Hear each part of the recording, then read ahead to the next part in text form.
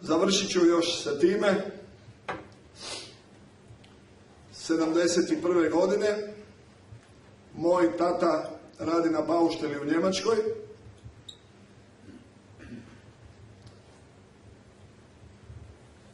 Ali radi imena ću spomenuti imena. Jedan gospodin koji se zove Rajko Flak radi danas u NK Dragovoljcu, a sin mu je čuveni novinar Igor Flak. Je moj trener u mladosti iz Dralova u Bjelovaru. I on je komandant vojne oblasti Bjelovarske. I moj otac dolazi jedanput godišnje iz Bauštele i sad dođe gledat svoje sinove, mene i mog brata starijeg Stojka. I on kaže njemu, čujte, vaši sinovi su čudesno talentirani, njih bi trebalo odvesti negdje na probu. On kaže, moj tata, pa vi znate šta je najbolje, napravite što mislite da je dobro. A on kaže, ali ja bih odveo u Dinamo. Možete li si misliti, moj tata koji se je odrastao na Slanini i koji se kupao u Baušteli s pivom i spavao u krevetima na kat kad su mu rekli da njegovi sinovi da su talentirani i da bi išli na probu u Dinamo.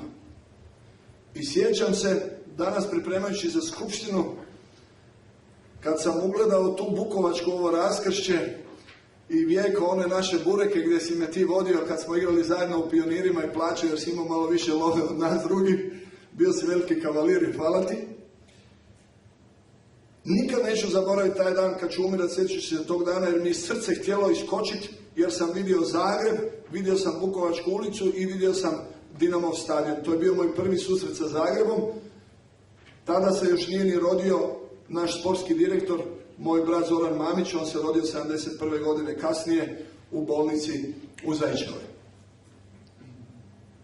I sve ove godine nije bilo stadiona, nije bilo utakmice, nije bilo treninga, mako bio predsjednik kluba, direktor kluba, igrač kluba, trener, da ja nisam putovao, da ja nisam gledao i Dinamo je moj život, moj smisao života.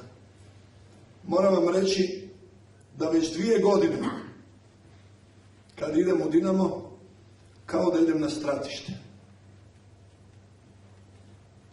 Da danas na fasadama, evo i oko našeg stadiona, svugde Mamiću, Čakija ti ne gine, Mamiću, mrtav si, Mamiću, ubit ćemo te.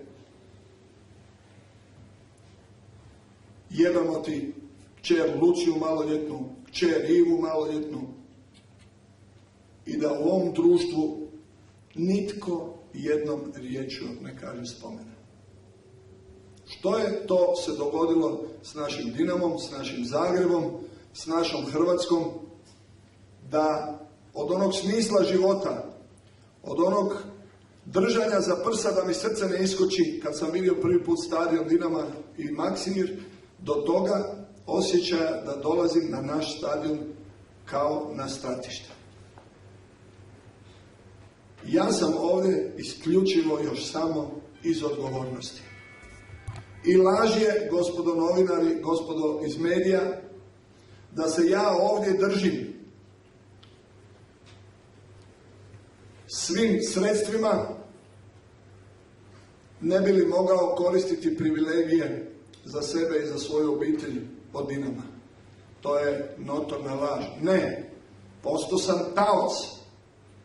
Zajedno sa svojim predsjednikom, sa svojim članovima izvršnog odbora, sa ljudima iz uprave, postao sam taoc jer svi nas gaze, svi nas pljuju, a mi nemamo mogućnosti da nekome predamo naš posao. To je prava istina.